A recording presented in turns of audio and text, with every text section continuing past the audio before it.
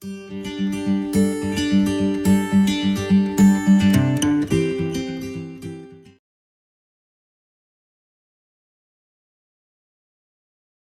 vamos conversar sobre o sacrifício que vive. Amém? Marcos capítulo 16, versículo 6 diz: "Não tenham medo", disse ele. "Vocês estão procurando Jesus, o Nazareno, que foi crucificado. Ele ressuscitou, não está aqui. Vejam o lugar onde o haviam posto." Amém? Jesus ressuscitou. Jesus venceu a morte, está vivo, e esta é a boa notícia. E eu queria compartilhar com você quatro elementos tão especiais que nós podemos desfrutar a partir da ressurreição do Senhor. A primeira boa notícia é que nós temos uma viva esperança. Diga assim: nós temos uma viva esperança. A esperança da nossa ressurreição. Amém? Jesus ressuscitou ao terceiro dia. A exemplo de Jesus, nós também vamos ressurgir dentre os mortos. Se Jesus voltar nos próximos minutos, nós seremos arrebatados, nos encontraremos com Ele nas nuvens. Mas se tivermos que enfrentar a morte, nós ressuscitaremos assim como Jesus. O apóstolo Paulo nos dá essa certeza no livro de 1 Tessalonicenses, capítulo 4, versículo 14 e 16, diz: "Se cremos que Jesus morreu e ressurgiu, cremos também que Deus trará, mediante Jesus e juntamente com Ele, aqueles que nele dormiram. Dizemos a vocês pela palavra do Senhor que nós, os que estivermos vivos, os que ficarmos até a vinda do Senhor, certamente não precederemos aos que dormem. Pois dada a ordem com a voz do arcanjo e ressoada a trombeta de Deus, o próprio Senhor descerá do céu e os mortos em Cristo ressuscitarão primeiro." Queridos, nós temos uma viva esperança a partir do sacrifício de Jesus. Posso ouvir um glória a Deus sobre isso? Amém?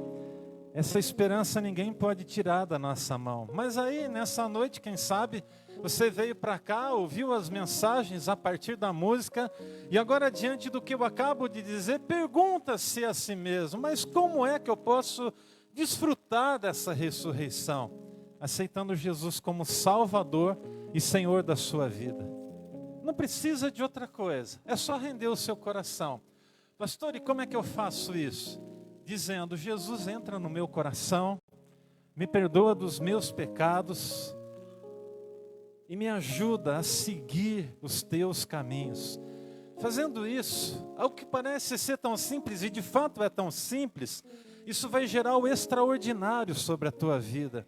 E o extraordinário vai te colocar já nessa condição de uma viva esperança. Se você fechar os seus olhos, a partir do momento que você recebe Jesus como seu Salvador, você já vai para a presença do Pai, mas o seu corpo aguarda a ressurreição que vai acontecer quando a trombeta soar. Amém? Eu acho que isso aqui é motivo suficiente para a gente varar essa noite glorificando a Deus. A nossa esperança é viva. Nós não temos uma esperança qualquer. Tem muita gente esperando salvação de tantas formas, de tantos lugares.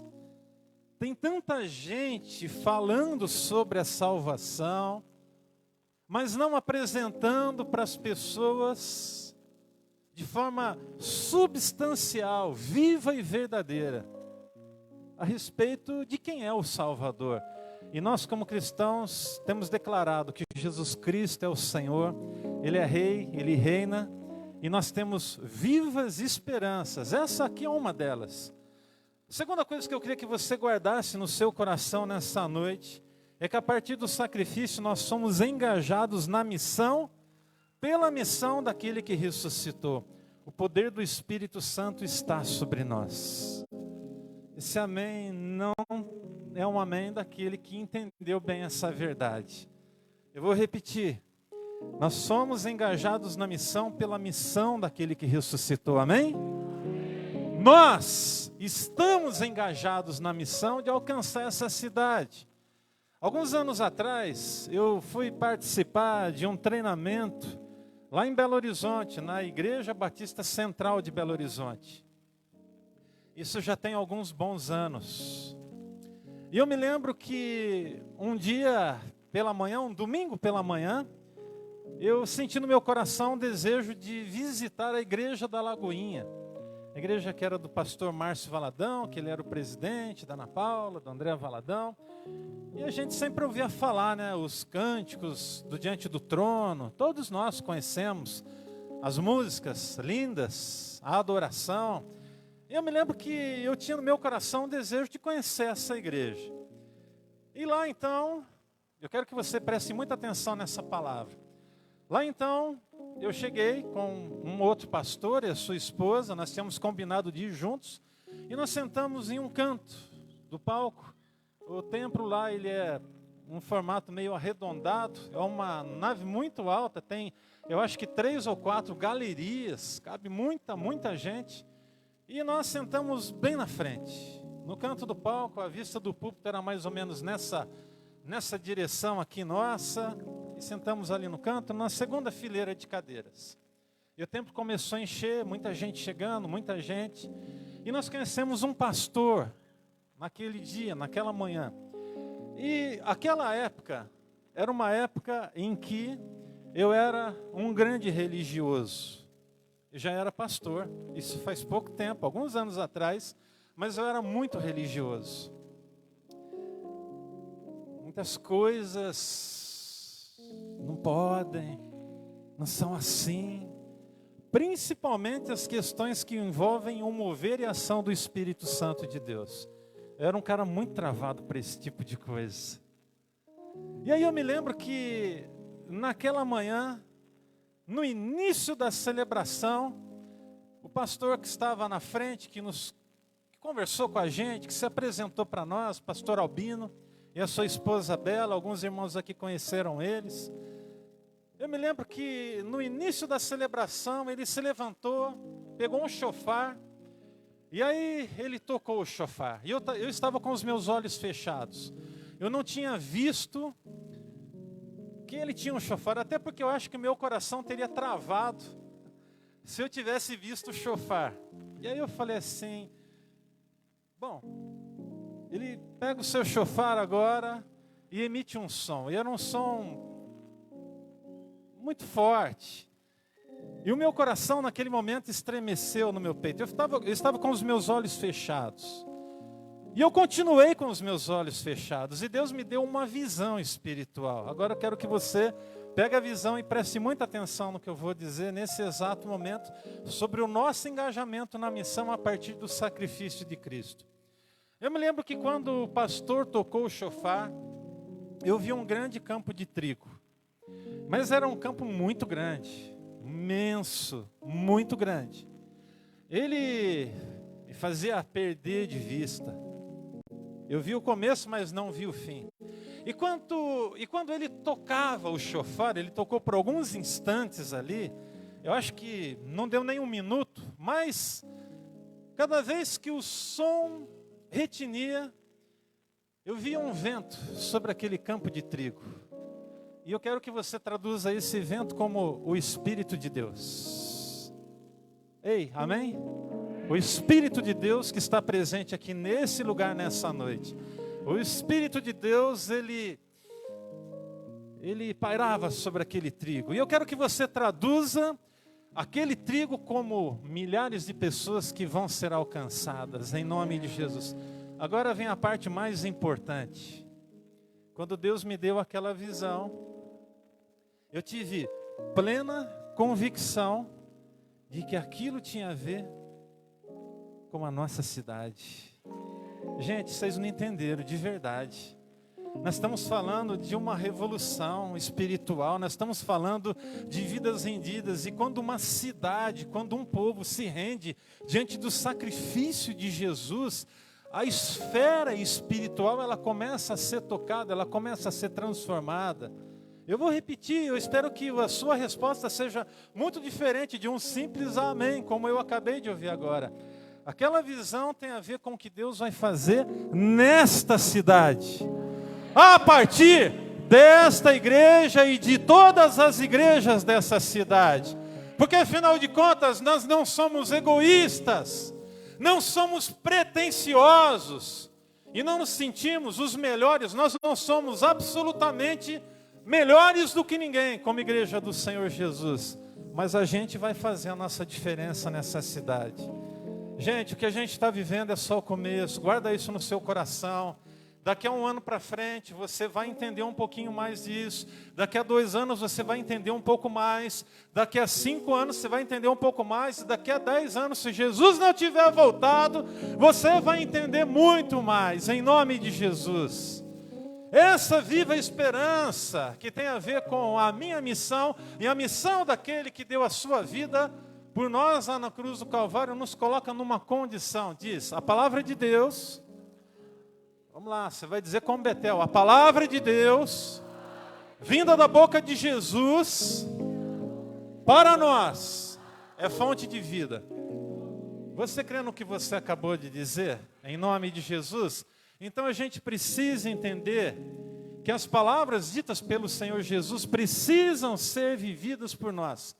Jesus, depois que ressuscitou, Marcos traz uma revelação muito especial no capítulo 16, a partir do versículo 15, diz: e disse-lhes, vão pelo mundo todo, pregam o evangelho a todas as pessoas. Irmão, olha para mim aqui no nome de Jesus. Você tem que parar de escolher para quem você vai pregar. Começa a pregar para todo mundo. O resultado está na mão de Deus e vem de Deus. Você tem que parar de olhar para os outros e dizer assim, esse aqui eu vou pregar, esse aqui eu não vou, esse aqui eu acho que vai aceitar, esse aqui eu acho que não vai aceitar. Para de julgar as suas próprias ações, porque pelo fato de nós travarmos o nosso coração, nós nos desengajamos da nossa missão que foi dada pelo Senhor Jesus. E Ele disse, vão pelo mundo todo, vão pelo Oásis, vão pela Nova Itanhaém, vão ali pelo Suarão, pelo Jardim Suarão, vão lá pelo Campos Elíseos, vão lá pelo Tupi, vão lá pelo centro, pelo Belas Artes e por todos os outros bairros dessa cidade. E por que não dizer nas cidades vizinhas? E anunciem. Agora tem um detalhe muito mais especial que você precisa guardar no seu coração. Quem crer e for batizado será salvo.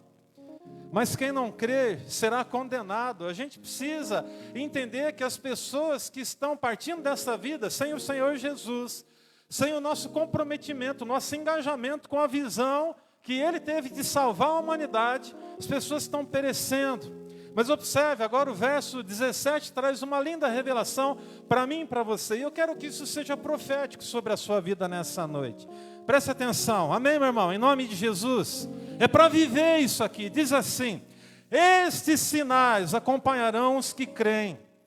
Em meu nome expulsarão demônios, falarão novas línguas, pegarão em serpentes e, se beberem algum veneno mortal, não lhes fará mal nenhum. Agora preste atenção. Imporão as mãos sobre os doentes e estes ficarão curados. Aleluia. Amém. Eu quero fazer uma pergunta muito objetiva, muito rápida aqui nessa noite, e você vai responder da forma com que eu pedi. Se você sentir no seu coração, você não é obrigado.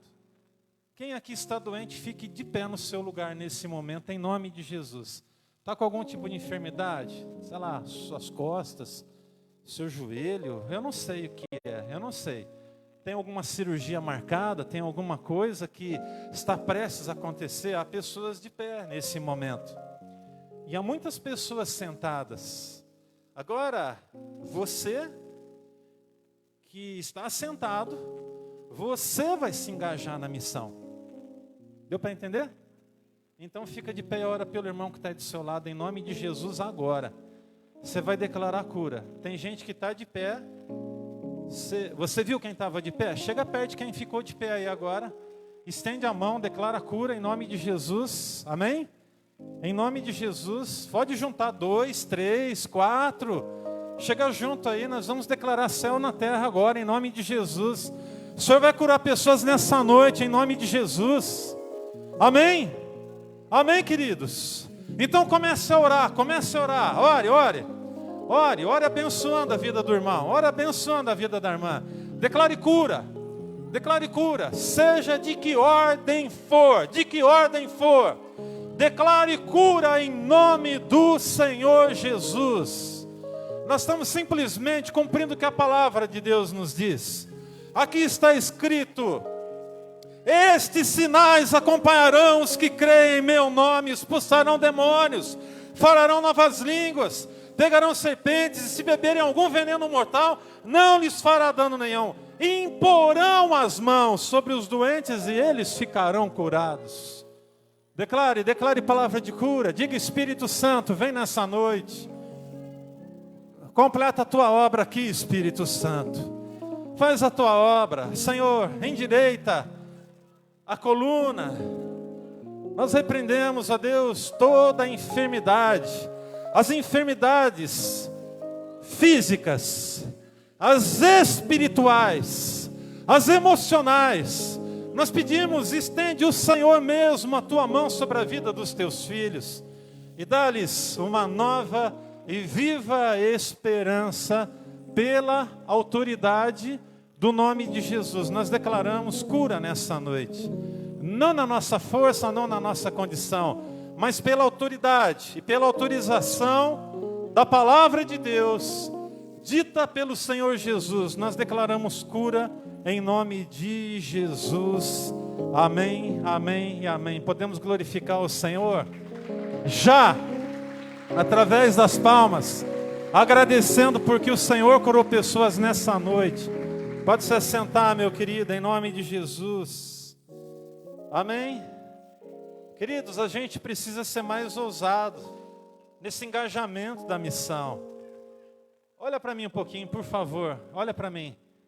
Foi difícil você ficar de pé e orar pela pessoa que ficou aqui de pé porque tem uma necessidade física? Foi difícil orar pelo irmão? Foi lindo.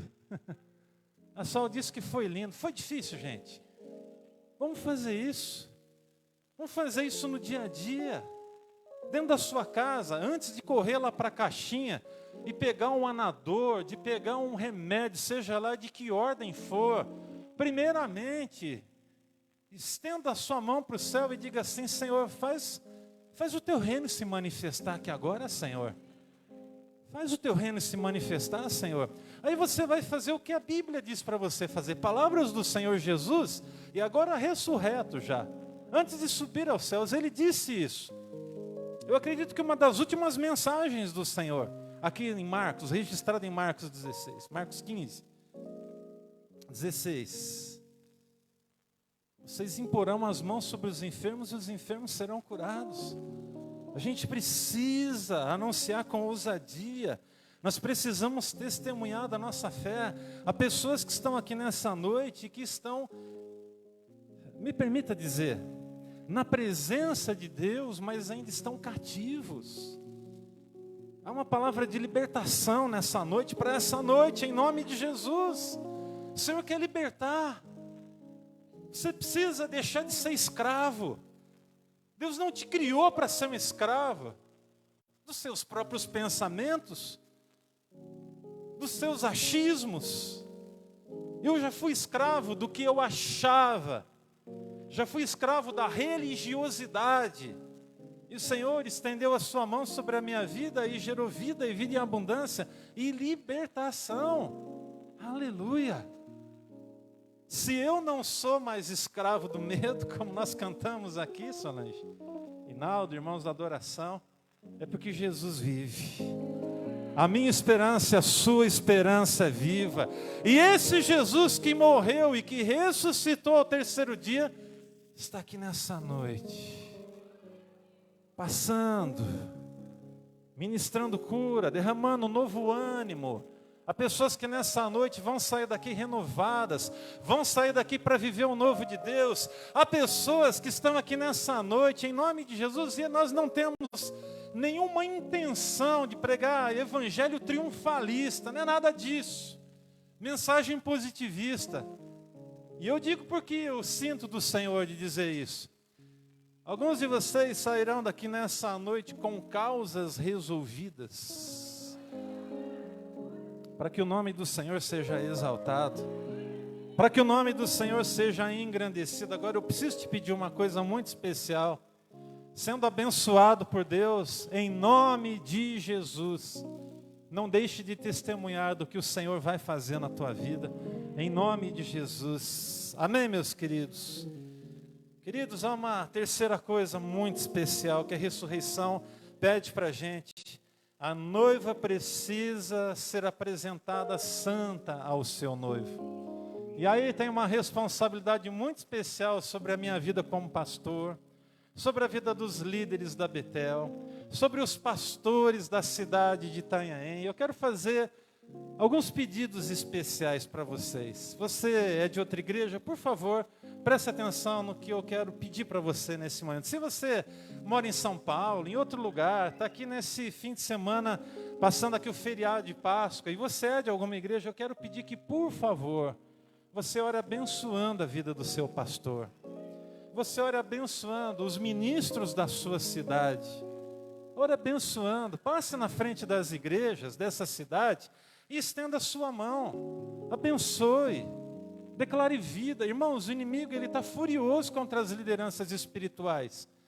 E a gente fica com o coração muito entristecido quando no meio evangélico acontece alguma coisa que a gente sabe que vai gerar ruína. Não é para aquela denominação específica, é para o povo de Deus, porque nós somos uma família, irmãos. Então observe, a ressurreição, ela pede para a gente uma vida de santidade. E eu me lembro aqui então das palavras de Josué, no capítulo 3, versículos 5 e 6, que diz o seguinte: Josué ordenou ao povo: santifiquem-se, pois amanhã o Senhor fará maravilhas entre vocês. E disse aos sacerdotes: levantem a arca da aliança e passem à frente do povo. Eles a levantaram e foram na frente. O que eu quero que você entenda é que Deus tem que estar na sua frente. O único capaz de poder gerar santificação na tua vida é aquele que vai na tua frente. Então, por favor, em nome de Jesus, não saia daqui com uma outra perspectiva, senão aquela: eu preciso colocar Deus na frente de todas as coisas na minha vida.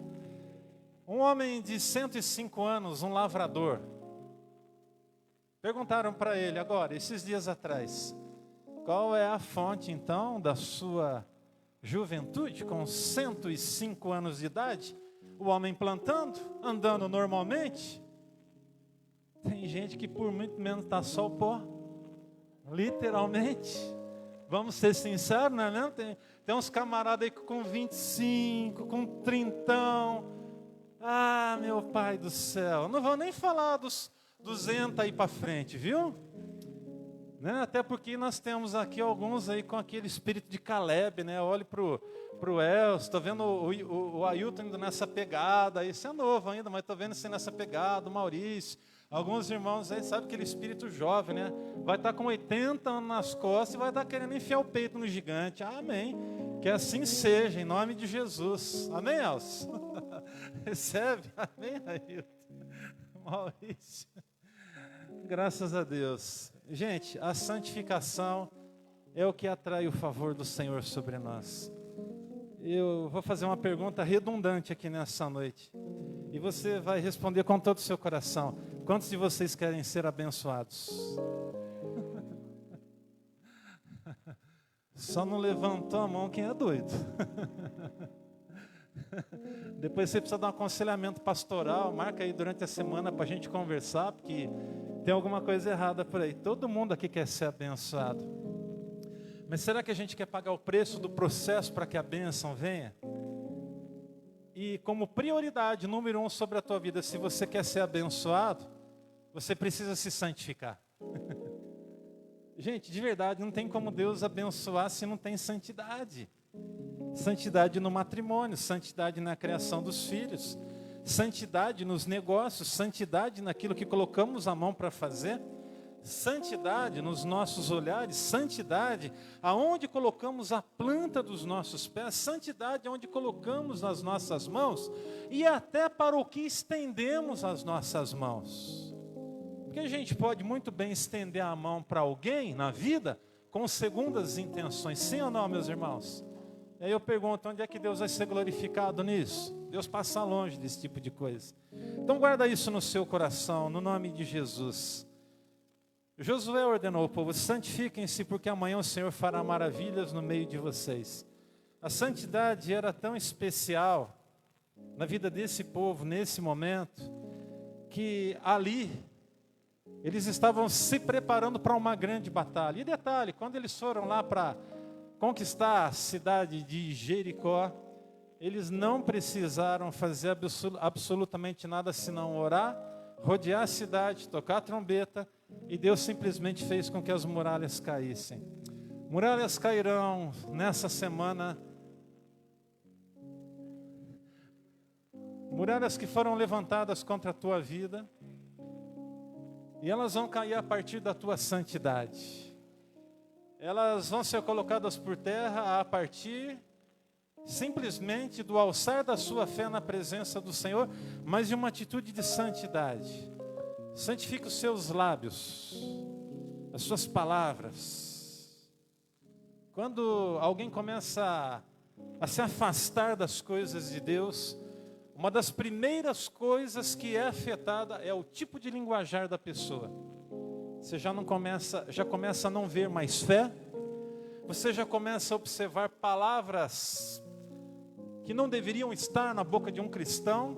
Você já começa a observar algumas escolhas que a pessoa faz, que no fundo, não significam dizer que elas não estão deixando de glorificar a Deus, mas que podem ser o início de uma queda. Escolhas.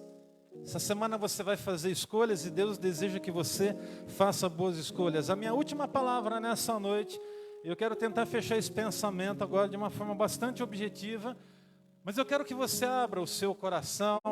Alguns meses atrás, no ano passado, eu falei um pouco sobre isso com vocês aqui à noite, num domingo à noite. Mas Deus, quando nessa semana falou ao meu coração sobre essa mensagem, Ele, de forma muito clara, colocou um pensamento no meu coração. Em sua primeira vinda, Jesus, Ele veio como um cordeiro, mas na sua segunda vinda, Ele virá como um leão. Amém? Aquele que veio como um cordeiro para tirar o pecado do mundo, virá como um leão. Ele virá para julgar, Ele virá como o rei, como o Senhor absoluto sobre tudo e todas as coisas. Com quantos anos Jesus morreu? Eu pergunto para vocês. Ele morreu com quantos anos? 33 anos de idade. Ele começa o seu ministério com quantos anos? Com 30 anos de idade, segundo os estudiosos. E quando a gente consegue fazer um acompanhamento da história de Jesus a partir do Evangelho de Mateus, a gente consegue chegar aí a algo em torno de 2 anos e 6 meses a 3 anos. A questão é, Jesus tinha 33 anos quando morreu, mas ele começa o seu ministério com 30 anos de idade. E por que é que Jesus não começou o seu ministério antes? Eu acredito que Jesus, ele foi fonte de inspiração, de vida, naquele período que nós chamamos do período de silêncio da história de Jesus. Não tenha dúvida que Jesus foi alguém fantástico, foi alguém que viveu o extraordinário de Deus. Mas publicamente falando, a partir dos 30 anos ele inicia o seu ministério.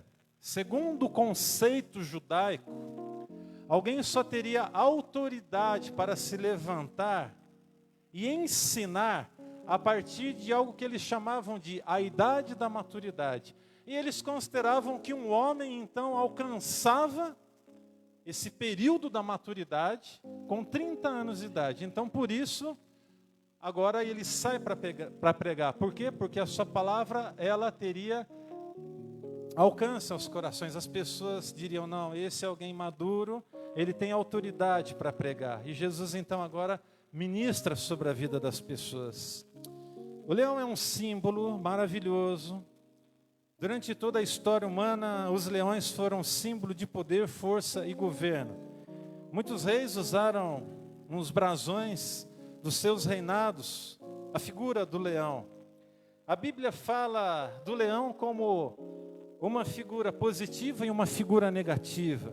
Negativamente falando, 1 Pedro 5,8 fala de Satanás como um leão. Aqui diz assim: estejam alertas e vigiem, o diabo, inimigo de vocês, anda ao redor como um leão, procurando quem possa tragar, rugindo e procurando quem possa tragar.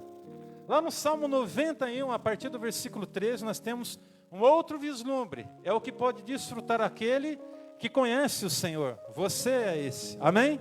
Você é alguém, diz assim: você pisará o leão. Olha que privilégio. Você pisará o leão e a cobra, pisoteará o leão forte e a serpente.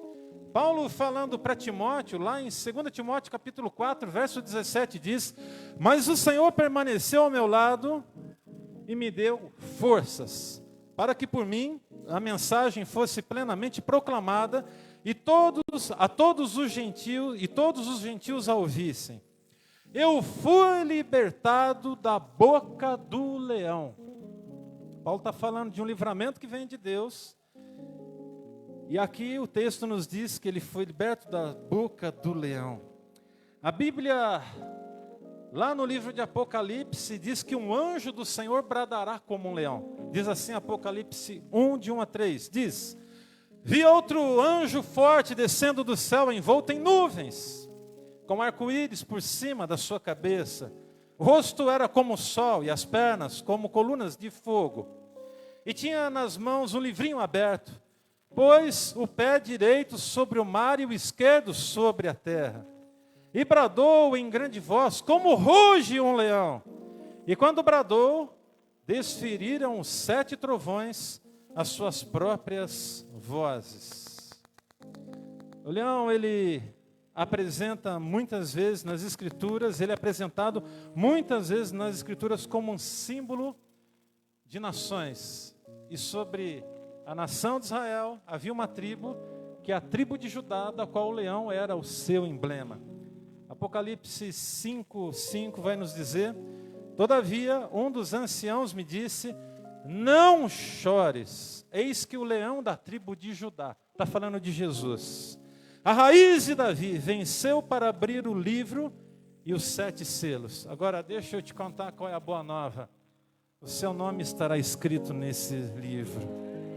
Esse é o livro da vida do Cordeiro, e graças a Deus por isso. Posso ouvir um glória a Deus sobre isso? Amém?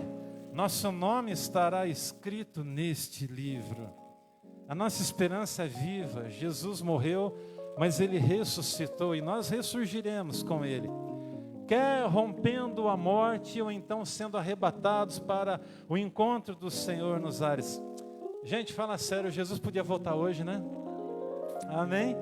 Diga assim, Maranata. A palavra Maranata significa, vem Senhor Jesus. Você pode dizer agora bem forte comigo, vamos lá? Maranata, ora vem Senhor Jesus. Vem Senhor Jesus. Uma palavra de bênção lá em Gênesis, uma palavra profética, capítulo 49. Judá, teus irmãos te louvarão. A tua mão estará sobre a serviço dos teus inimigos. Os filhos do teu pai se inclinarão. Judá é leãozinho. Da presa subiste, filho meu. Encurva-se e deita-se como um leão e como leoa. Quem o despertará? Queridos, Jesus Cristo ressuscitou. O leão da tribo de Judá está vivo. Aleluia. Então eu tenho rápidos convites para você, para a gente fechar essa palavra nessa noite. O primeiro é que o brado do Senhor se erga através da sua vida. Pastor, eu estou enfrentando lutas, então brade sobre os seus problemas. Poucos dias atrás, posso dizer que 1 ano e pouco atrás, nós passamos por provas terríveis dentro da nossa casa. Com a saúde da minha esposa, vocês acompanharam toda a nossa história.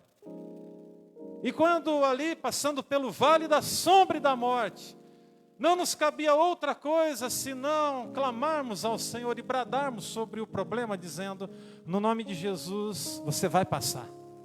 No nome de Jesus, problema, você vai embora. Então eu quero que você, no nome de Jesus, saia daqui nessa noite com uma autoridade que o Senhor confere a você. Porque se o ressurreto vive a partir da sua vida, como ele, você deve se levantar como um leão. O leão da tribo de Judá é a nossa bandeira, ele vive em nós e nós nele temos autoridade para nos levantarmos sobre todas as situações em nossa volta. Em nome de Jesus, não se emudeça diante das afrontas do inimigo. Tem gente te afrontando, meu querido. Você não precisa bradar para a pessoa, mas brade para o problema e diga assim: eu não quero mais ser afrontado. Ei, você está sendo afrontado? Estão falando alguma coisa de você? Estão falando de você pelas costas? No nome de Jesus, hoje é dia de você simplesmente descansar no Senhor, mas também é dia de você bradar sobre o que estão dizendo a teu respeito. Você não vai bradar sobre a pessoa, você vai bradar sobre o problema, em nome de Jesus, amém? Porque quem vai agir é o Senhor sobre a sua situação. Em nome de Jesus, guarda no seu coração. Em terceiro, não normatiza sua história pelo que não deu certo, e muito menos pelas afrontas. Às vezes a gente começa a olhar para o nosso passado e a gente só consegue enxergar as nossas derrotas. Aí nós normatizamos a nossa história, mesmo como filhos de Deus, com base nas derrotas. Ei, para com isso em nome de Jesus. O Senhor é aquele que te perdoa. O Senhor é aquele que te dá uma viva esperança. O Senhor é aquele que te dá um recomeço. O Senhor é aquele que, depois que ressuscitou e bradou sobre a morte, deu a você a mesma força e a mesma autoridade sobre as circunstâncias. Pastor, mas a fé que Jesus tinha era sobrenatural. Então você precisa conhecer mais a vida de Jesus para começar a se mover nessa terra assim como Jesus se moveu. Porque esse é o propósito de Deus. Quem é o nosso maior exemplo, irmãos? Quem é o nosso maior exemplo, irmãos? Quem é a nossa maior referência, queridos? Então a gente vai nas pisaduras do Senhor Jesus. Amém? Então não normatize a sua história pelo que não deu certo. Vença. Vença a humilhação. Vença. Sabe, uma coisa que as pessoas pouco comentam sobre o sacrifício de Jesus lá na cruz é que era vergonhoso. Ele teve que passar pela vergonha. Ele foi humilhado. A palavra de Deus nos diz que todo aquele que for pendurado no madeiro é maldito. Maldito todo aquele que for pendurado no madeiro. Ele se fez maldição para nos dar vida. Olha que amor escandaloso de Deus, que graça indizível, que amor incomensurável esse amor de Deus. Assim como o leão emita um som audível suficiente para que o inimigo fuja hoje, não se torne um leão sem caminhar com leões. Mergulhe nas águas do Espírito Santo. Esta é a fonte da força espiritual para você. E por último, através do seu brado, traga os céus à terra hoje. Jesus Cristo vive em você e a partir de você.